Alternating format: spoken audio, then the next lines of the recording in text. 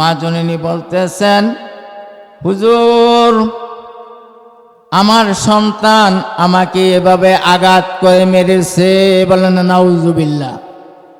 আমার সন্তান আমাকে এমনভাবে আঘাত করেছে যে আঘাতের দাগ আজও পর্যন্ত মিলায় নাই। আমি আমার সন্তানকে মাফ করব না। যে সন্তানকে আমি, যে হাতের মধ্যে আমি সন্তানকে হাজারো বার চুমা খেয়েছি, মুখে চুমা খেয়েছি, ঠোঁটে চুমা খেয়েছি, আমার এই হাত দিয়ে সন্তানের মলমূত্র আমি পরিষ্কার করেছি, যে সন্তানের জন্য আমি মা না খেয়ে সন্তানকে খাওয়াইছি, আমার সেই সন্তান এমনভাবে আঘাত করেছে আমাকে আজও পর্যন্ত আমার পিঠের দাগ মুছে নাই। রাসূল গো আমি মাফ করব না। আল্লাহর হাবিব আরো পেরেশানের ভিতরে পড়ে গেলেন। রাসূল বলতেছেন, বারে খুদা তোমার কাছে একখানা দরখাস্ত জানাইলাম, তুমি কবরের এই শাস্তি যেভাবে আমার কাছে উন্মোচন করে দিয়েছ, মায়ের চোখের পর্দাটা সরাইয়া সন্তানের যে কবরের শাস্তি হইতেছে মা যেন দেখতে পারে সেই পর্দাটা সরাইয়া দাও। রব্বুল আলামিন যখন দোয়া করলেন, আল্লাহ তাআলা রব্বুল আলামিনের দোয়াটার সাথে সাথে কবুল করে নিলেন। বলেন সুবহানাল্লাহ। রাসূল বলতেছেন, ও আমার সাহাবীরা, তোমরা এখানে একটু অপেক্ষা করো। সাহাবীগণ রাসূলের কথা মেনে ওই গুরুস্থানের কাছে দাঁড়াইয়া গেল। আর আমার হাবিব দুটি হাত উঠাইয়া আল্লাহর কাছে বলতেছেন, মাবুদ গো, তুমি আমাকে এই জগতের বুকে রাহমাতুল লিল আলামিন হিসাবে দুনিয়াতে পাঠাইয়াছ। জানি না কি কারণে এই কবরের যুবকটিকে তুমি শাস্তি দিতেছ। মাবুদ, তোমার কাছে দরখাস্ত করলাম, যুবকের কবরের আযাব টুকুন তুমি মাফ করে দাও। আল্লাহর তরফ থেকে কোনো আওয়াজ আসে না, যুবকের কবরের শাস্তিও কমে না। রাসূল সাল্লাল্লাহু আলাইহি সাল্লাম আবার আল্লাহর দরবারে হাত উঠাইলেন। আল্লাহর কাছে বলতেছেন, রব্বানা, ও আমার প্রভু, তোমার কাছে আমার আবেদন, এই যুবকের কবরের শাস্তিটা তুমি মাফ করে দাও। আমার আল্লাহর তরফ থেকে কোনো আওয়াজ আসে না। যে রাসূল সাল্লাল্লাহু আলাইহি সাল্লাম কে আল্লাহ এত পাওয়ার দিয়েছিলেন, যে পাওয়ারের কারণে আল্লাহর কাছে যখন তিনি হাত উঠাইয়া দোয়া করতেন, দোয়া করতে দেরি হইতো, আল্লাহর দরবারে সেই দোয়াটা কবুল হইতে দেরি হইতো না। বলেন সুবহানাল্লাহ। বন্ধুরা আমার, যে রাসূলকে আল্লাহ তাআলা এমন পাওয়ার দিয়েছিলেন, তবুকের যুদ্ধ থেকে আমার প্রিয় নবী সাহাবাদেরকে সাথে নিয়ে ফিরছেন। পথিমধ্যে আসতে আসতে নবীজি ক্লান্ত হয়ে গেছেন। সাহাবী হযরত ওমর রাদিয়াল্লাহু, সাহাবী হযরত আলী রাদিয়াল্লাহু তাআলা আনহুর উরুর উপর মাথা রেখে আমার নবী একটু আরাম করছেন। আরাম করতে করতে নবীজি ঘুমিয়ে পড়ছেন। বলেন সুবহানাল্লাহ। আসরের নামাজে ওয়াক্ত হয়ে গেছে। মুয়াজ্জিন আজান দিয়েছে, আমার হাবিব আরাম করতেছেন। অন্যান্য সাহাবীরা হযরত আলী রাদিয়াল্লাহু তাআলা আনহুকে বলতেছেন, ভাই আলী, হাবিবকে একটু জাগাইয়া দাও, নামাজের ওয়াক্ত বিলম্ব হয়ে যাচ্ছে। হযরতে আলী রাদিয়াল্লাহু তাআলা আনহু তিনি মনে মনে ভাবতেছেন যে নবীর কারণে তামাম জাহান আল্লাহ সৃষ্টি করেছেন, যে নবীর কারণে আকাশ জমিন পাহাড় পর্বত নদী নালা আল্লাহ তৈরি করেছেন, নবী আমার উডের উপর মাথা রেখে আরাম করতেছে, আমি যদি নবীজিকে জাগাইয়া দেই আমার নবীর কষ্ট হবে। আলী রাদিয়াল্লাহু তাআলা আনহু নবীকে ডাক দেন না। এই অবস্থায় সূর্য গড়াইতে গড়াইতে মাগরিবের ওয়াক্ত হয়ে গেল, সূর্য তলাইয়া গেল, আসরের নামাজ কাজা হয়ে গেল। এমত অবস্থায় আমার নবী ঘুম থেকে চেতনা পেয়ে হযরতে আলী রাদিয়াল্লাহু তাআলা আনহুর মুখের দিকে তাকাইয়া দেখেন আলীর মুখটা মলিন হয়ে রয়েছে। হাবিব ডাক দিয়া বলে, ও আলী, তোমার মুখটা মলিন কেন? আলী বলতেছেন, হুজুর গো, আমরা কেউ আসরে নামাজ পড়তে পারি নাই, নামাজটা কাজা হয়ে গেছে, এই জন্য আমার চেহারাটা মলিন হয়ে গেছে। আমার হাবিব হাত উঠাইয়া আল্লাহর দরবারে দোয়া করলেন, মাবুদ, তোমার কাছে দরখাস্ত জানাইলাম, আমার সাহাবীরা নামাজ পড়তে পারে নাই, আসরের নামাজ কাজা হয়ে গেছে। মাবুদ, তুমি পশ্চিমের অস্তমিত সূর্যকে আসরের ওয়াক্ত করে উপরের দিকে উঠাইয়া দাও। বলেন না সুবহানাল্লাহ। আমার হাবিব যখন আল্লাহর কাছে এই দরখাস্ত জানাইলেন, আমার মাহবুব হাবিবের দরখাস্ত সাথে সাথে কবুল করে নিলেন। বলেন সুবহানাল্লাহ। বন্ধুরা আমার, আল্লাহ রসুলের হাতের ইশারায় যদি আল্লাহর কাছে দরখাস্তে আকাশে উঠে যায়, কন্ত সে হাবিবের দোয়াকে আল্লাহ তাআলা ফিরিয়ে দিতে পারে কিনা? কখনো ফিরিয়ে দিতে পারে না। কিন্তু যুবকের গুরুস্থানের কাছে দাঁড়াইয়া তারকার সমতুল্য সাহাবাদেরকে নিয়া নবীজি দোয়া করলেন, দোয়া কবুল হয় না। এখানে কি জানি একটা পেশ খেয়ে গেছে, এমন পাওয়ারফুল নবীর দোয়া আল্লাহ কবুল করতেছেন না।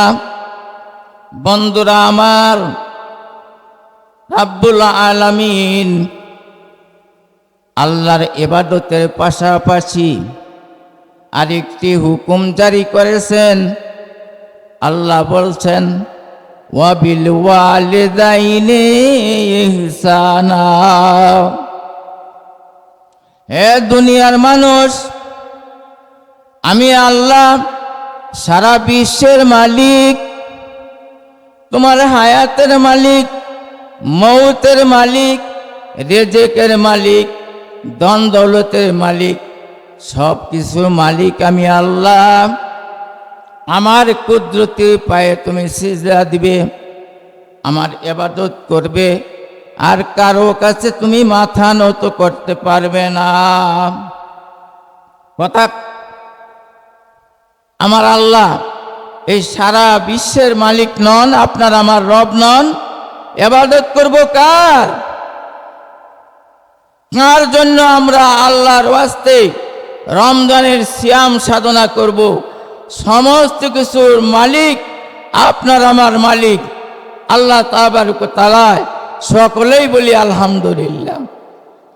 সেই রাব্বুল আলামিনের শানে একটু জিকির করি, লা ইলাহা ইল্লাল্লাহ, লা ইলাহা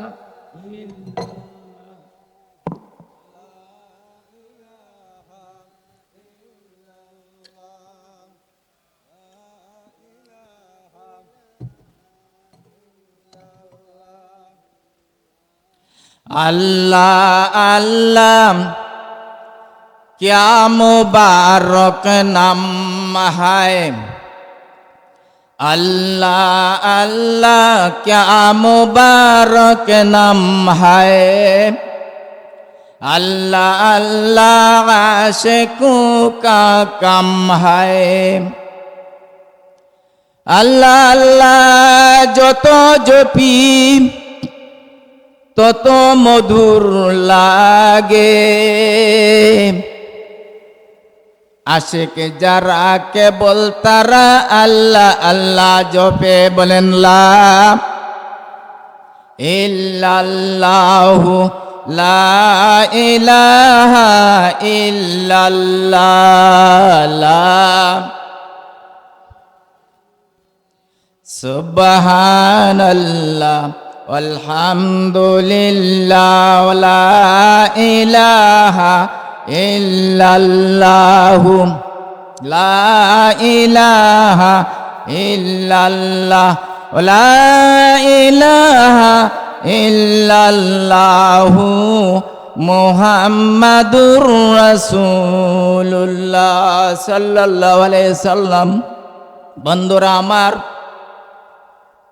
রাব্বুল আলামিনের ইবাদতের পাশাপাশি আল্লাহ ঘোষণা করে দিলেন ওয়াবিল ওয়ালিদাইনি ইহসানা, হে দুনিয়ার মানুষ, আমি তোমাদেরকে যার মাধ্যমে দুনিয়াতে পাঠাইলাম, যাদেরকে উসিলা করে দুনিয়ার আলো বাতাস তোমাদেরকে দেখাইলাম, তোমাদের সেই মা বাবার সেবা তোমরা করো, বলেন না সুবহানাল্লাহ। ভাইয়েরা আমার, আপনাদের কাছে আবেদন রাখতে চাই, যে মা বাবার এত সম্মান আল্লাহ তাআলা দিয়েছেন, মহান রাব্বুল আলামিনের ইবাদতের পরেই মা বাবার সেবার কথা আল্লাহ বলেছেন। সেই মা বাবার মাধ্যমে আপনাকে আমাকে রব্বুল আলামিন দুনিয়ার আলো বাতাস দেখার জন্য সুযোগ করে দিয়েছেন, বলেন কথা ঠিক কিনা? বন্ধুরা আমার, এমনি আমরা দুনিয়াতে আসতে পারি নাই। আল্লাহ তাবারক ওয়া তাআলা পবিত্র কালামের অন্য জায়গায় ঘোষণা করেছেন, হামালাত উম্মুহু ওয়াহানান আলা ওয়াহালিন ওয়াহানিন ওয়া ফিসালান আমাইনে কামিলাইন। আমার আল্লাহ বলতেছেন, এ আমার বান্দা, দুনিয়ার মানুষ, তোমাকে আমি তোমাদের মা বাবার মাধ্যম ছাড়া দুনিয়াতে পাঠাই নাই। তোমার মায়ের গর্ভে যখন তোমরা ছিলে, তোমার মা তোমাকে বাড়ি বোঝা বহন নিয়ে করে সংসারের কাজ করেছে। তুমি যখন মায়ের গর্ভে পেটের ভিতরে আস্তে আস্তে তিল তিল করে বড় হইতে লাগলে, তুমি যখন হাত পা লড়াচড়া করতে পারো, তোমার মায়ের পেটের ভিতরে গুতাগুতি করো, মা কষ্ট পায়। কিন্তু আমরা মায়ের পেটে কি হাত পা লড়াই নাই? হাত পা লড়ানোর সময় আমার আপনার মায়ের কষ্ট হয়েছে। বন্ধুরা আমার, মা জননী সারাদিন সংসারের কাজ সামলাইছে, দুপুর বেলায় আপনাকে আমাকে পেটে বাড়ি বোঝা বহন করে যখন সকলকে খাওয়াইয়া নিজে খাওয়ার জন্য বসেছে, দু একটি লুকমা মুখে দিয়েছে, এমন সময় আপনি যখন হাত লড়াইছেন, আমি যখন হাত লড়াইছি, পা লড়াইছি, মায়ের পেটের ভিতরে বুকের ভিতরে এমন আঘাতে হাত এবং পা লড়ানোর কারণে লেগে গেছে রে বন্ধুরা আমার। মা আর ওই হাত পা লড়ানোর ব্যথার কারণে খানা তার মুখে যায় না, পেটের ভিতরে পেন আরম্ভ হয়ে গেছে, বেদনা আরম্ভ হয়ে গেছে। মা থালি সম্মুখ থেকে ধাক্কা দিয়ে মা বিছনায় চলে গেছে। সন্তান এত জোরে আঘাত করলো রে, মা বসে আরাম পায় না, শুয়ে শুয়েও আরাম পায় না। কথা ঠিক কিনা বন্ধুরা আমার? শুধু তাই নয়, এই মা যখন সারা দিন সংসারের কাজ সামলায়াম, রাত্রে যখন সে বিছনায় শুইতে গেছে রে বন্ধুরা আমার,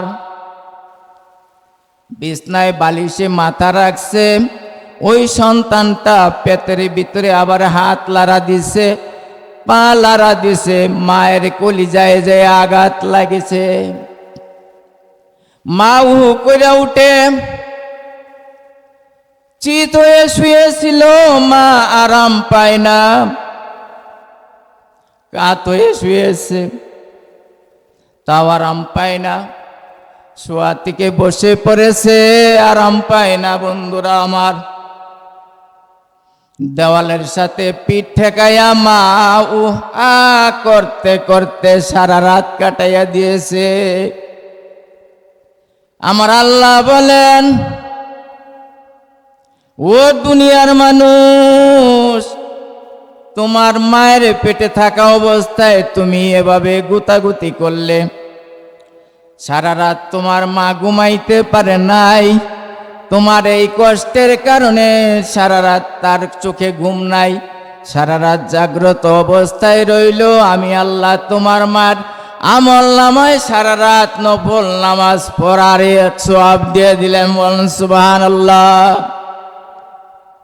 বন্ধুরা আমার, শুধু তাই নয়, এক মহিলা প্রেগন্যান্সি গর্ভবতী মহিলা যখন তার বাচ্চা প্রসবের সময় হয়ে গেল, মা বাবা তাকে নিয়ে হসপিটালে চলে গেল, ডাক্তারের চেম্বারে চলে গেল। ডাক্তার বলতেছে এর অপারেশন করা লাগবে। অপারেশন থিয়েটারে নিয়ে যাওয়া হইল। ডাক্তার সেখানে পরীক্ষা নিরীক্ষা করে দেখে, যদি মাকে বাঁচানো হয় সন্তান বাঁচবে না, সন্তানকে যদি বাঁচানো হয় মা বাঁচবে না। বন্ধুরা আমার, ডাক্তার পরীক্ষা নিরীক্ষা করে দরজার কাছে আইসাম ওই মহিলার বাবা মা দাঁড়ানো অবস্থায় রয়েছে। বাবা মার কাছে বলতেছে, ভাই আপনার মেয়েকে যদি বাঁচানো হয় তার পেটের সন্তান বাঁচবে না, পেটের সন্তানটা যদি বাঁচানো হয় মা আর এই দুনিয়ায় বেঁচে থাকবে না। বন্ধুরে, বাবা মা যখন এই কথাটা শুনতে পাইল, কন্ত এই পৃথিবীর বুকে বাবা এবং মায়ের কাছে সবচেয়ে মহব্বতের জিনিস কি? আপনার আমার বাবা মায়ের কাছে, সারা পৃথিবীর বাবা মায়ের কাছে সবচেয়ে মহব্বতের জিনিস হইল তার নিজের সন্তান। ওই মহিলার বাবা বলতেছে, ডাক্তার গো, আপনার দুইটা হাতে দড়ি, দুইটা পায়ে দড়ি।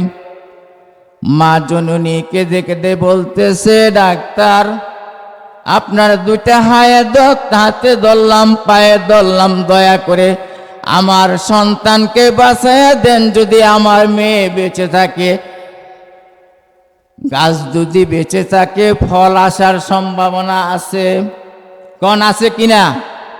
যদি গাছ বেঁচে থাকে ফল আসার সম্ভাবনা থাকে, যদি গাছ বেঁচে না থাকে তাহলে ফল আসার সম্ভাবনা থাকে না। বন্ধুরা আমার, মা বাবা যখন ডাক্তারকে এই কথা বলে দিল, ডাক্তার ভিতরে চলে গেল। ওই প্রেগনেন্সি মহিলাটা একবার অজ্ঞান হয়, আবার হুঁশ হয়, একবার অজ্ঞান হয়, আবার জ্ঞান ফিরে আসে। যখন ডাক্তার তার বাবা মার কাছে কথা বলতেছিল, ওই প্রেগনেন্সি মহিলা তার জ্ঞান তখন ফিরে আসছিল। কান পাতে শুনে দেখে তার মা বলতেছে, বাবা বলতেছে, ডাক্তার আমার মেয়েটাকে বাঁচিয়ে দেন, পেটের সন্তান বাঁচুক বা না বাঁচুক, মা যদি বেঁচে থাকে সন্তান আসবে।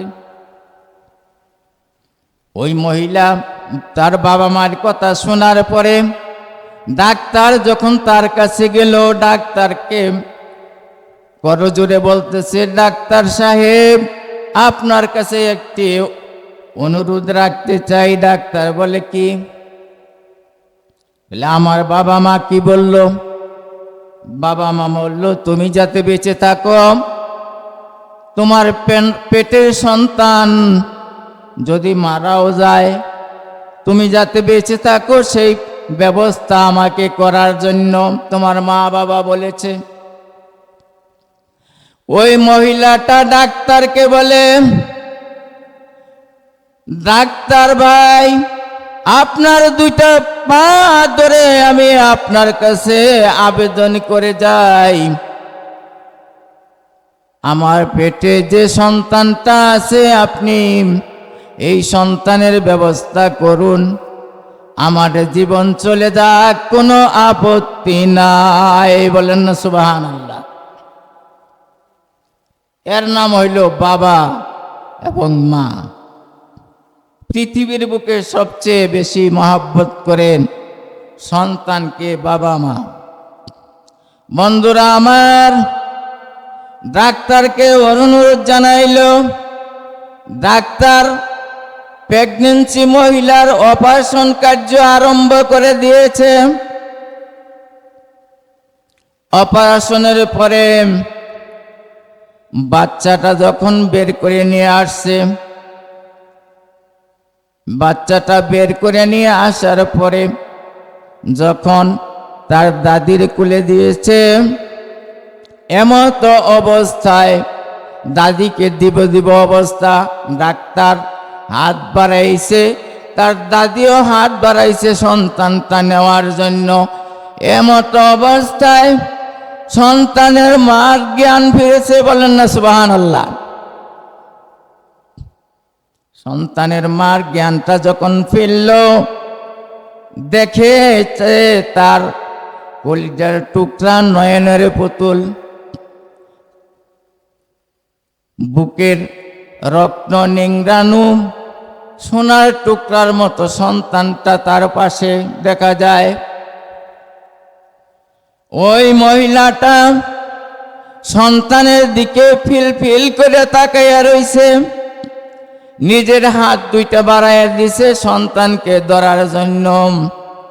আমার রাব্বুল আলামিনের তরফ থেকে অর্ডার হয়ে গেছে, আজরাইল রে যাও আমার ওই বান্দিকের জান কবজ করে নিয়ে আসো।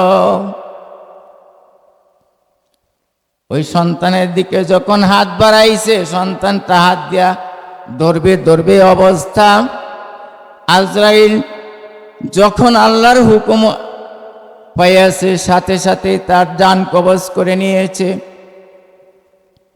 বন্ধুরে আমার, এমন দরদিনীর মা, যে মা নিজের জীবন দিয়ে নিজের সন্তানকে দুনিয়ার বুকে বেঁচে থাক নিজের জীবন উৎসর্গ করে দেয়, সেই মাকে আমরা দুনিয়ায় কষ্ট দিয়ে থাকি কিনা বলেন তো? আজকের সন্তানরা ছেলেমেয়েরা সন্তান যখন বড় হয়ে যায়, বিবাহ শাদী করে দেয়, নিজে কাজ করতে পারে, বিবাহ শাদী করানোর পরে তার যখন সন্তানাদি হয়, সে বাপ মা থেকে আলাদা হয়ে যায়। কথা ঠিক কিনা? বন্ধুরা আমার, মা বাবা এমন যত্ন স্নেহ ভালোবাসা দিল, সেই মাকে আলাদা করে দিয়ে, বাবাকে আলাদা করে দিয়ে আমি আমার বউকে নিয়ে, সন্তান সন্ততি নিয়ে আমি ঠিক মতো 3 বেলা পেট ভর্তি করে খাইতেছি। শ্বশুর শাশুড়ি আসে সময় বাজার থেকে ভালো কেনাকাটা করে গোস্ত, মাছ, গোস্ত, ভালো ভালো তরকারি কিনে নিয়ে আসে, শ্বশুর শাশুড়ির জন্য রান্না করে খাওয়াই। আমার মা জননী অন্য ঘটে থাকে আলাদাভাবে, বাবা নাই, শুধু মা রয়েছে। মা কার দিয়ে বাজার সদাই করাবে, ছেলে তার কথা মানে না, মায়ের খবর নেই না। বন্ধুরা আমার, এমন ভাবে মাকে কষ্ট দেয় সন্তান, মা বাবাকে কষ্ট দিলে ওই সন্তানের কপাল পড়ে যাবে। বলেন কি ঠিক কিনা?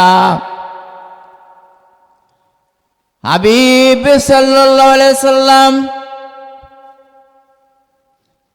সাহাবাদেরকে নিয়ে রব্বুল আলামিনের দরবারে যুবকের কবরের আযাবের জন্য দরখাস্ত জানাইল।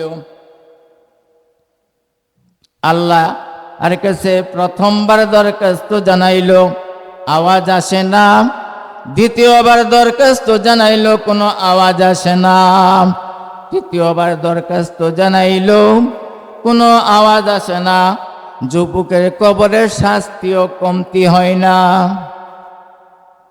আল্লাহর হাবিব চিন্তিত হয়ে গেলেন, যে হাবিবকে আল্লাহ তাআলা এত পাওয়ার দিয়েছেন, দুনিয়ায় থেকে আল্লাহর রসুল আবু জহেল যখন বায়না করলো, ও আমার বাতিজা, তুমি যদি দেখাইয়া দিতে পারো, কালেমা পড়া মুসলমান হয়ে যাব।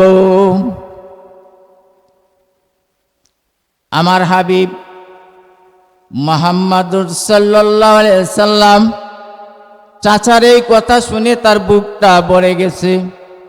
চাচা আমাকে এত মহব্বত করে, এত ভালোবাসে, চাচার কথাটা যদি আমি রাখতে পারি, চাচা যদি একবার কালেমা পড়ে, কাল কিয়ামতের দিন আমার চাচাকে আমি সুপারিশ করে জান্নাতে নিয়ে যাব। আমার হাবিব যখন আবু জেহেলের কথায় আল্লাহর দিকে, উপরের দিকে, রাব্বুল আলামিনের দিকে লক্ষ্য করে এভাবে শাহাদত অঙ্গুলি দ্বারা ইশারা দিলেন, আমার আল্লাহর হুকুমে, আল্লাহ রসুলের হাতের পাওয়ারে চন্দ্র দ্বিখণ্ডিত হয়ে গেল। বলেন সুবহানাল্লাহ। সেই হাবিব ওই যুবকের কবরের আবার আযাবের জন্য, আযাব মওকুফ করার জন্য একবার নয়, দুইবার নয়, 3 বার সাহাবাদেরকে নিয়ে আল্লাহর দরবারে হাত উঠাইলেন, কিন্তু আল্লাহ কোনো আওয়াজ দেন না, যুবকের কবরের শাস্তিও কমান না। আল্লাহ রসুল যখন চিন্তিত হয়ে গেলেন, পেরেশান হয়ে গেলেন, সাহাবেদেরকে ডেকে বললেন, ও আমার সাহাবারে, তোমরা একটু খুঁজে দেখো এই যুবকের কোনো আত্মীয় স্বজন দুনিয়াতে বেঁচে আছে কিনা। আল্লাহ রসুলের কথা শুনে সাহাবারা চতুর্দিকে ছড়াইয়া পড়ল। লোকজনের সাথে জিজ্ঞাসা করতে করতে সন্ধান পাইল ওই যুবকের মা বেঁচে আছে। বলেন না সুবহানাল্লাহ। সাহাবারা যুবকের মাকে আল্লাহর রসুলের কাছে নিয়ে আসলেন। আমার হাবিব জিজ্ঞাসা করতেছে, মাগো, তোমার এই সন্তান দুনিয়াতে কেমন ছিল? মা জননী বলতেছে, হুজুর, দুনিয়াতে আমার সন্তান নামাজ পড়েছে, কোনোদিন নামাজ কাজা করে নাই। রোজা করেছে, কোনোদিন রোজাও কাজা করে নাই। আমার সন্তান হজও করেছে, নেক আমল কোনোটাই বাদ দেয় নাই। সব নেক আমলই করেছে কম বেশ। কোনোদিন আমার সন্তান অন্য কোনো অন্যায় করে নাই। মা জননী কে আল্লাহ রসুল বললেন, ও মা, তোমার সন্তানের কবরে আযাব হইতেছে, সাপে কামড়াইতেছে, আগুনে পোড়াইতেছে, ফেরেশতারা পাথর মারতেছে, তুমি তোমার সন্তানকে মাফ করে দাও। মা জননী বলে, হাবিব গো, আমি আমার সন্তানকে মাফ করব না। আবারও আল্লাহ রসুল বললেন, মা, তুমি মাফ করে দাও। তুমি মাফ না করলে তোমার সন্তানের কবর আযাব রাব্বুল আলামিন মাফ করবে না। তবুও মা মন গলে না। মা বলতেছেন, না, আমি মাফ করব না। মা জননী নিজের এই পিঠের একটু কাপড়টা সরাইয়া আমার রাসূলের কাছে চোখের দিকে যখন ধরলেন, রাসূলকে যখন দেখাইলেন, রাসূল দেখে যে পিঠের ভিতরে দাগ পড়ে গেছে। রাসূল জিজ্ঞাসা করলেন, এটা কিসের দাগ মা? মা জননী বলতেছেন, হুজুর, আমার সন্তান আমাকে এভাবে আঘাত করে মেরেছে। বলেন নাউজুবিল্লাহ। আমার সন্তান আমাকে এমনভাবে আঘাত করেছে যে আঘাতের দাগ আজও পর্যন্ত মিলায় নাই। আমি আমার সন্তানকে মাফ করব না।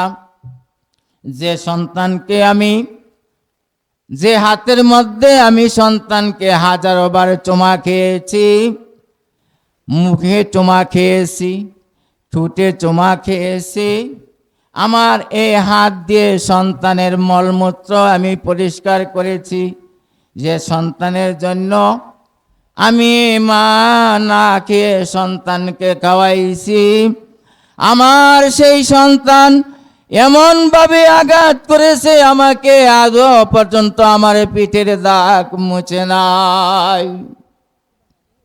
রাসূল গো, আমি মাফ করব না। আল্লাহর হাবিব আরো পেরেশানের ভিতরে পড়ে গেলেন। রাসূল বলতেছেন, বারে খুদা, তোমার কাছে একখানা দরখাস্ত জানাইলাম। তুমি কবরের এই শাস্তি যেভাবে আমার কাছে উন্মোচন করে দিয়েছ, মায়ের চোখের পর্দাটা সরাইয়া সন্তানের যে কবরে শাস্তি হইতেছে মা যেন দেখতে পারে, সেই পর্দাটা সরাইয়া দাও। রব্বুল আলামিন যখন দোয়া করলেন, আল্লাহ তাআলা রব্বুল আলামিনের দোয়াটা সাথে সাথে কবুল করে নিলেন। বলেন সুবহানাল্লাহ। আল্লাহ যখন পর্দা সরাইয়া দিছেন, রাসূলও দেখেন কবরে আযাব, তার মাও দেখে কবরে আযাব হচ্ছে। মা যখন দেখে সন্তানের কবরে দাউ দাউ করে আগুন জ্বলছে, সন্তানকে সাপে কামড়াচ্ছে, ফেরেশতারা পাথর মেরে মেরে মাথা তার চূর্ণ বিচূর্ণ করে দিয়েছে। বন্ধুরা আমার, এই দৃশ্য যখন মায়ের চোখে ভিতরে পড়ল, মা রাসূলের কাছে আগাইয়া যায় হাউ মাউ করে কেঁদে দিয়ে, হুজুর গো,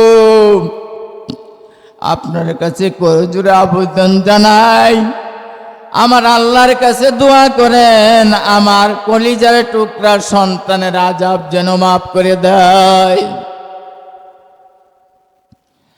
মা বলতে দেরি হয়েছে, আমার আল্লাহ দোয়া কবুল করতে দেরি হয় নাই, বলেন সুবহানাল্লাহ।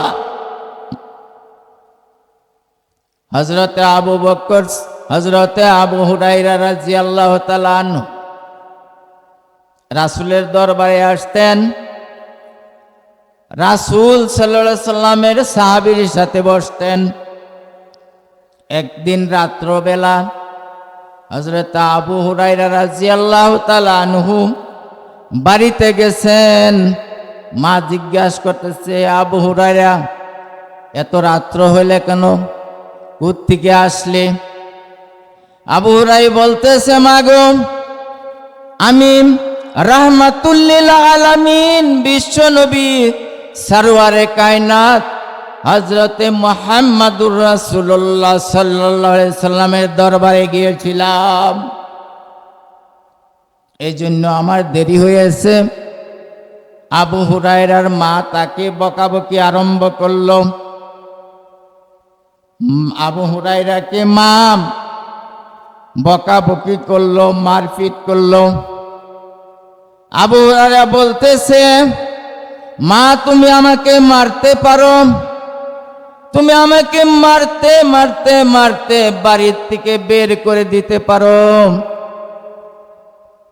তবু আমি বাড়ির থেকে চলে যাব, দুনিয়া থেকে চলে যাইতে পারি, তবু আমার রাসূলের দরবার ছাড়ব না, বলেন সুবহানাল্লাহ।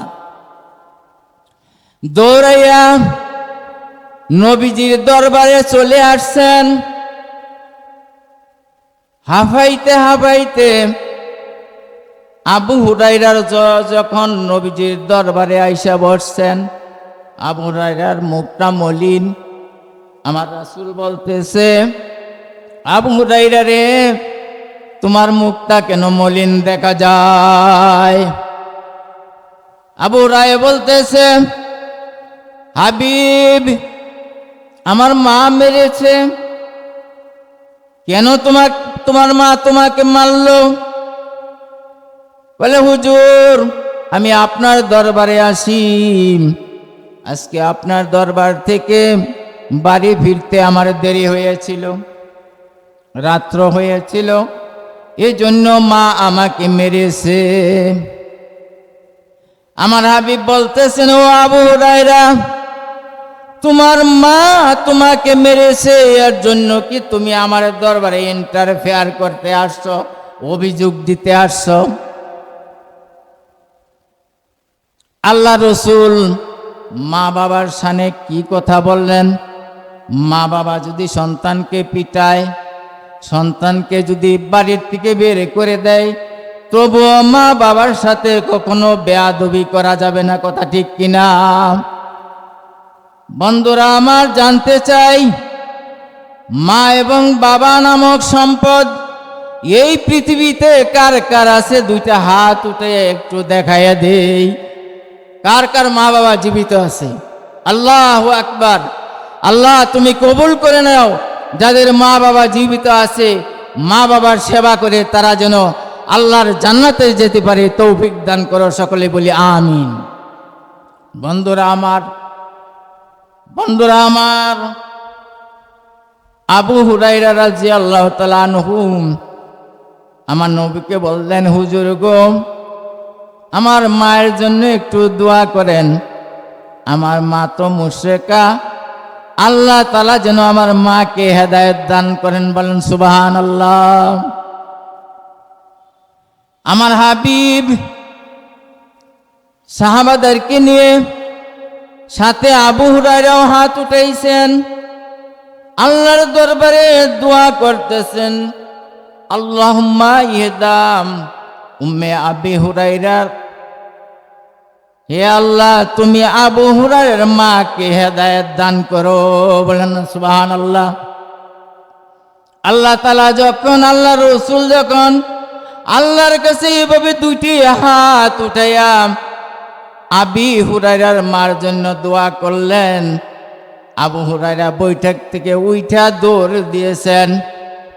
প্রতিমধ্যে সাহাবারা দেখে যে আবু হুরায়রা দৌড়াইতেছে। দুইজন সাহাবী আবু হুরায়রার জামা ধরিয়া তাকে এভাবে পিছন দিকে টান দিয়েছে আর বলতেছে, ও আবু হুরায়রা, তুমি তো খুব শান্ত শিষ্ট সাহাবী, কোনোদিন কারোর সাথে ঝগড়া করো না, রাগ করো না, কোনোদিন দৌড়াও না, আজকে কেন তুমি এত দৌড়াইতেছ? আবু হুরায়রা বলে, ও আমার সাহাবীরা, ও আমার বন্ধুরা, আমাকে ছেড়ে দাও। আমার হাবিব আল্লাহ রাসূল আমার মায়ের হেদায়েতের জন্য হাত উঠাইয়া দোয়া করতেছি।